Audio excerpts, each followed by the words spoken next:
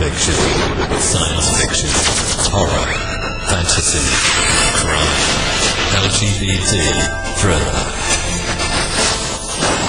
You have now entered the House of Mystery. Welcome back into the House of Mystery. I'm Al Warren, and Mr. Dave Martino's back from Karate Camp 18. Isn't it 18, yes. Yeah. Are they doing another Karate Kids season, isn't it? Like season 6? Yeah. What the hell? Yeah.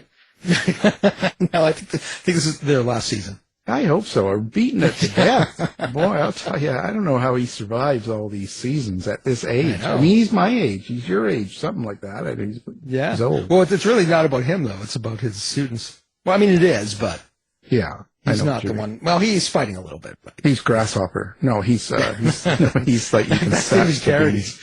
Well, you know what I mean. I just mean, remember he could snatch the beans and all that stuff. Right? I mean, that's back in the 70s. That's a long time ago. But I was there. I watched it. Yeah, you were snatching the beans, and they let you free in the world. And look what happened. I know. Yeah, terrible. But the world is the way it is today. Well, yeah, it's your fault. I'm blaming it all on you.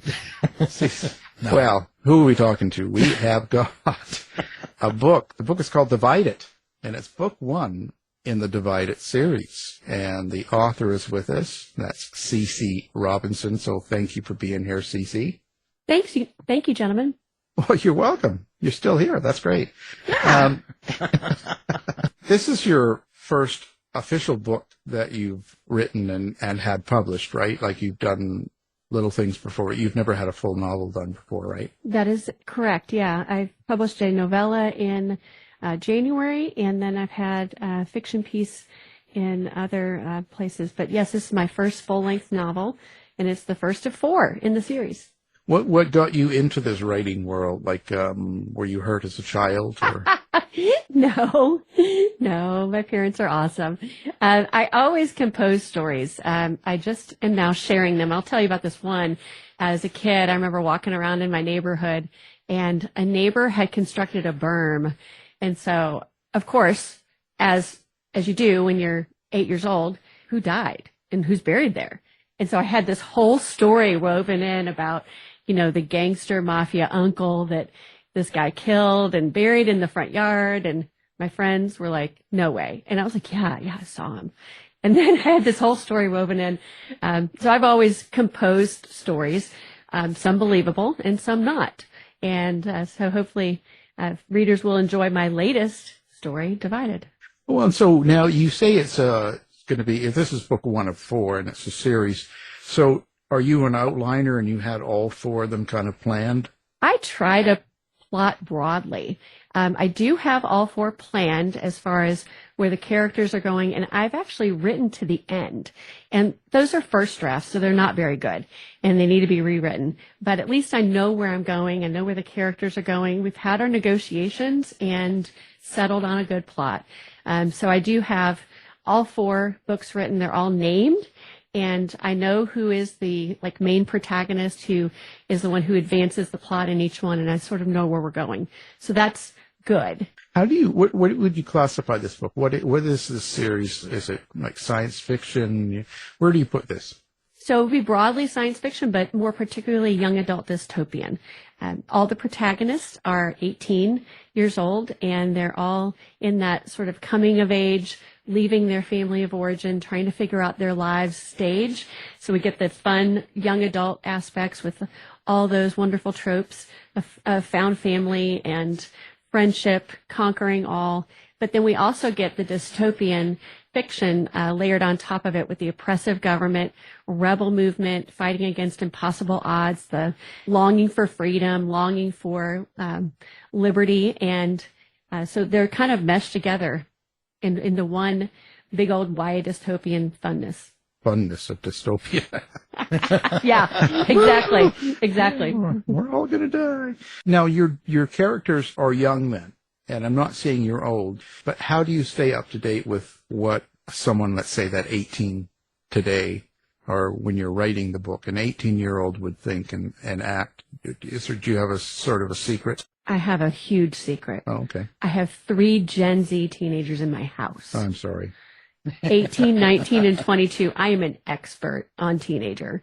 I feel like I've lived through it all. And they're all the kind of kids who had their friends over literally all the time, eating through my pantry like locusts. So I'm very well acquainted with that generation, with that age range. And I love that age range. Is probably one of my favorite times, high school into college. They're figuring out their lives, and there's so much angst, and everything's the end of the world. So it's perfect, actually, for dystopian setting.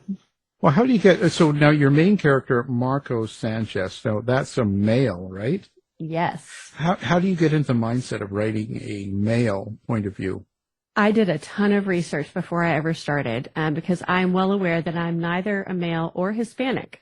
And so I didn't want to misappropriate. And two, I didn't want to stereotype or broad brush. And so I sat down with people from these ethnicities that I'm writing from, as well as a young white male, because I'm also not a young white male, and really understood what's important to these individuals. What does family look like? What does culture look like? What do traditions look like in your household? What's important to you?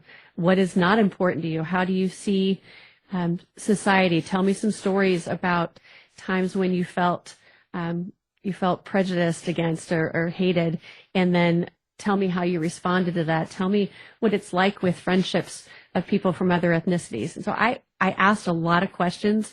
These interviews, my recordings for these go on for over 30 hours.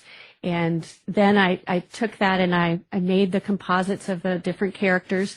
And then I took them back to those people and I said, what do you think? Does this feel real to you? Does this feel like someone you would know in your own ethnicity? Now, granted, they're in a different setting because my characters are in a dystopian setting. So there's a little bit of like, I could see myself here or no. And then we went back and forth and I made adjustments to both the world and the setting and to the characters themselves with that feedback. And then after the first draft, or after I should say the second really revised draft, because we all know first drafts are bad. So this was my cleaned up draft. I asked those same people to read again and say, okay, I've taken your advice. I incorporated these changes. What do you think about the scenes now? And I got more feedback and made more changes. So it was a process. So you're not dressing up like your characters and then... No. Although I love Latin dancing. So Marcos and I have that in common. Oh, Dave likes that too. Yeah. Yeah. Well, I think I heard, yeah, of course. I think I heard you say we decided on the storyline earlier. Are your characters talking to you? Yeah, they do. And what I'm really asking is, do you have an inner monologue, and can you hear your character? Oh, for sure, yes. And sometimes, like Marcos, if I hadn't written in a long chunk of time, I would get Marcos dreams, and he would it was torture for me to see him like, come on, you've got to free us. Get on it. Why aren't you writing? So, was he dancing in those dreams? No, he only danced after I finished the book. Okay. So, yeah. Wow. He didn't show me his moves until the end. No. Oh, well, this is a nice show. We don't talk that way. Save that for the X-rated shows, coast to coast. Yeah, we're keeping this PG-13. Yeah, we got to be nice here. Well, and so you hear your characters and all that stuff, but do they? What's your relationship with, let's say, Marcos? We'll pick on him. What kind of relationship do you consider having? Is it like a brother? Is it like a son, a friend? Like, family? I hear all sorts of descriptions from different authors. What's yours? They're all like my kids. But then again, when my own children's friends are over, they're like my kids too. Like some of them even call me mom. So it's an extension of those real life relationships, except with my fictional characters. So what happens in book one here? What are readers, what should they expect? So we've got the setting of obviously dystopian. So we have an oppressive government that has divided the population up into its ethnic bundles and put up walls in between all the ethnicities. And so white, black, Asian, Hispanic, they aren't integrated. They're not talking. They don't know each other. They don't even encounter each other in day-to-day life. they are locked behind walls, and the reason is to keep the peace, but the real reason is control. And so in that setting, 40 years after our Civil War, when this happened, teenagers are then growing up without knowing anyone from another ethnicity, but they're a blank slate. So they don't have the current like suspicion or prejudice or hatred. They just want to know. They want to learn. And so that's my 4 teenagers. Marcos is the star of book 1. And it opens with him running. He is a runner. He longs for escape. He wants to get outside the walls, outside his life. His father is manipulative and abusive. And so he does the impossible and actually gets outside the city. Unfortunately, he's caught and is sent to a secret and illegal labor camp where he encounters an underground resistance movement, meets other teens from these other ethnicities for the first time ever, and starts to work together in community with these, with Rose and Harriet and Jason. And they really seek to free that labor camp, in the process also freeing Marcos from within and from without. It's collaborative. So it's really exciting. There's lots of thrills. There's betrayals. There's action and adventure. There's found family. There's learning about each other and stumbling through things as a teenager, getting angry and upset about things that, of course, as adults, we don't think they should get angry and upset about. But, that's YA. Well, it's a good thing that the world's not like that today. So, Yeah, right. Good thing none of this. And that's why I wrote it. They need this. Well, yeah, and that's kind of leads to my next thing. It's like when someone reads book 1 and, hopefully they get into the other books, but starting with book 1, do you have a subtext in it? Is there something you want people to get from the book besides the entertainment? Absolutely. Yes. Great question. 1, I want them to be inspired to live life outside of their boxes. And I think we all kind of live in boxes. Things that are our comfort zone, our day-to-day routines where we see the same people. Maybe those people look like us. Most likely they probably do. And we eat food that is comfortable with us. For us, we are in areas where we're comfortable. But I want people to be inspired to go outside of that and deal with each other face to face across a table, like a dining table, like a meal. And instead of arguing on social media or believing lies about someone else that aren't true, and instead finding out the truth by relating to each other. And so my hope is to inspire young people to do that in a way that maybe us older generations haven't done that. That's really the hope, and there is hope through the whole book. There's courage to go outside your comfort zone throughout the whole book, and I hope that inspires young people to take that step in real life. Right. So, Dave, hope you learn that. Stop being so mean. I'll Social try. Media. He's all over social media, calling everyone names and being mean. It's horrible. Big bully. Embarrassing. Tell you. I don't know what I'm going to do. I'm terrible. Makes me cry almost every day. Well, there you have it. Poor you. Now, your bad guy, the people that are, let's say, causing the trouble or being on the wrong side here or doing bad things, do you like writing that character? I do. I really do. So the bad guy in book 1 is actually Jason's dad. He's the lead bad guy. Then there's some other bad guys involved, some pretty bad dudes, actually. But Hudson Britwell is the main focus of villainy in book 1. And yeah, I do like writing villains. I think it's fun to play around with how evil will they be, but also villains can sometimes have a good side, right? Like some people might actually really like them, and they may do good things for some people. But it's always their motives that you have to question. So it was fun writing Hudson Britwell's character. So, and the violence. Is there a lot of violence? Are you aware? Are you conscious about how you write that on the page? I am. In fact, from the first draft into this draft, I kind of pulled back in some areas. So there is violence. It is graphic at points. There is death on the page, if you will. There's violence on page. There's abuse that is referenced and talked about. There's no sexual violence, which I was very clear about keeping out of this and the rest of my novels, because I don't think that that's helpful. But you wouldn't have dystopian fiction without that element of violence. But I'm very clear about it, what that level is.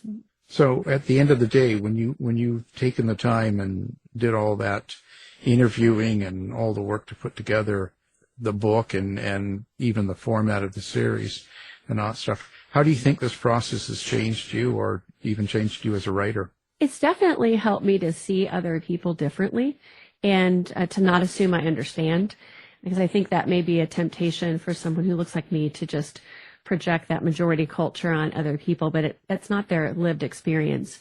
And so I've learned to ask a lot of questions and to listen to what's being said and to what's not being said as well. Because sometimes people are very polite and they don't want to say, oh, I don't like when people do this, but really listening to the subtext and saying, I'm hearing this, but I'm not hearing this. What do you think about this? And learning to ask questions and listen carefully. What do you think the biggest challenge is in writing something like this? The biggest challenge in writing something like this, there's probably a couple. I'll say the first is keeping the action moving without getting bogged down in detail. Because it's such a different world, that the temptation is to go into enormous detail about the littlest thing that you imagine in your head. And the reader doesn't necessarily need to see that. Sketching a broad picture and then letting them fill in the details, trusting the reader, I think is more interesting. So I think that's probably the first challenge in this type of situation where you've got such a different world that you're creating. And then the second thing is keeping the plot moving and not letting it get bogged down with, characters eating lunch or having dialogue that doesn't make a difference to the plot. And so being very plot focused with this, I think, is important. Well, it sounds like there's also a lot of world building in this in these novels. How do you keep track of the continuity? Do you have tools, a system, or just a notepad? Oh my goodness, yes. So on Scrivener, I have so many notes. I have research tabs. There's setting details. If you printed it out, it would be pages and pages of different notes, ideas, and the like, but it's all online, all virtually there, so I can keep track of it.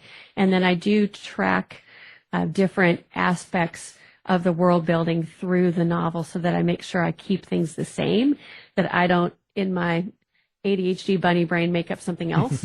So no, I got to keep it the same. So every time that I talk about this certain person, I've got one character, he's a captain of the patrols, which are their police, and I describe him as square. His haircut is square, his jaw is square, his body is square. He's like a square. And so keeping that consistent helps people remember who he is and track that detail through the novel.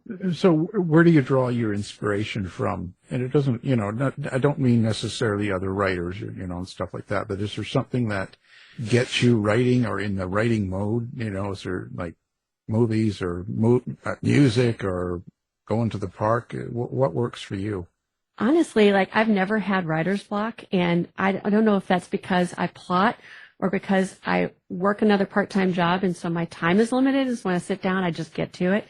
I've never really experienced that phenomenon that other people talk about. But I would say for my inspiration, I had an all-night dream in 2012 and saw the world, saw where we were as a nation, saw what had happened to us, and then saw the walls in the division and met my 4 characters. And I still hold that dream in my heart. And that is my inspiration to get this written. I need to get this out so that we can begin relating to each other around tables instead of arguing in rows. Oh, so you want to have your friends and family over Thanksgiving finally again. Yeah, exactly. Well, I've seen plenty of changes in my life, so I think it's just something, hopefully it gets better, So how long did it take you to write this book? Way too long, Alan. Way too long. I was in the draft. Well, I was in the interview phase for a couple years because I am working another job. Once I started drafting, it took me 10 years and probably 5 different drafts before I got it into a place where I'm like, okay, I can now write I was not a long-form fiction writer before this, so I had a lot to learn. I had a lot of craft I needed to learn, a lot of webinars, a lot of writing craft books, and honing my writing, working with an editor, and that was fantastic. So she really helped me elevate the level of my writing, and to the point where I'm happy now I'm content with where Divided is. I know we always improve as we continue to write, but I'm happy where we're starting from, and let's go with the rest. Yeah, you're always going to look back at your work and look at it differently because you learn so much going through each book, right? So, you always look back and go, maybe I should have done this. Stuff that question things. That's natural. How long before you get the next ones out? Like, how long do your fans going to have to wait? Like a year or 2 years between each novel, or what's the deal? So in general, we'll do a one release per year for the main novels in the book, but just because I know people are impatient, I will be releasing novellas between each novel. And these will be side quests of some of the secondary characters, maybe even a villain thrown in, which will be fun to write. And those will come out sort of in the late winter, early spring, in between the fall releases of the main novels. Now, are you doing social media? Can they find you anywhere online? Do you have a website? Where do people find Cece? I am almost everywhere except Twitter. I don't really go on Twitter next, but on all the social media, I am at Cece Robinson Author. Super easy. My happy place is Instagram. So if you want to see me on a regular basis, that's where I hang out on a regular basis. And then my website is ccrobinsonauthor.com. Of course, we'll have all of that up on ours as well, so people can find you easily with one click. Thank you. And I was going to, all those characters, do you, all the little characters or the, villains or people that come and go in the book, do you have the same relationship? Do you hear them and work with them in the same way as your main characters? No, I don't. They don't occupy the headspace quite like the main characters. And there's one who's trying to, and I've kind of told her not yet. Not yet. Just send her to Dave. Yeah. Well, speaking of that, do your characters, since you said you mainly plot, you're plotting these out, do your characters surprise you? Do they kind of take the plot off the rails and make it difficult for you to get to where you want to go? Yes. How do you know that? How do you know this just happened to Rose? Mm-hmm. She's got herself in a box, and I'm looking at her going, okay, how are you going to get yourself out of this? This was not in my plan. Yep. How are you going to get yourself out of this? Rose is Dave's sister. Yeah. Rose is the hothead of the crew. I will tell you that. Wow. Do you have a tough time writing a real mean person like that then? Like a hothead? Because you don't seem like that yourself. Like you don't seem, maybe you are, but you certainly don't seem like you're, as you say, a hothead or bad temper and stuff. So people are surprised when they read my writing, when they know me in real life. They're like, wait a minute, this is so different. I think it takes, I don't know, I just get into a different place when I write, and it allows me to be, satirical or angsty or what have you, whatever the piece needs. Did you run a sense of humor throughout the story? I try to. I'm not as funny as you guys, though. Oh, we're not funny. Well, it's good to keep it light a little bit somewhere. I try to inject hope and courage and a little bit of levity. There's maybe some cute scenes too, among particularly Rose and Harriet, as they get to know each other and they connect just as friends, and that's kind of fun to see too. So where do you get these characters from, like the smaller characters? Do you actually see someone in a coffee shop or hear someone talking in a grocery store or something like that and then kind of pick up on that, or are you listening? Am I allowed to plead the fifth? Well, yeah, you can plead whatever, but, So I will say I never base a character completely on someone in real life, because I don't think that's helpful. But I may borrow an aspect of their personality that I see. Well, we've got a few of those people on the other line right now that you used, and they have something to say. This is your life. This is your life, yeah. Turn on the camera. If it looks like a mirror, it is.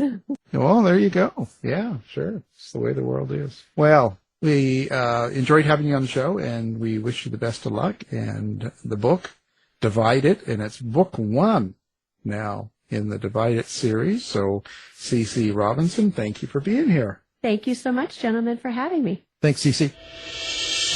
This has been a production of the House of Mystery Radio Show. To find out more about our show, guests, or hosts, go to our website at houseofmysteryradio.com.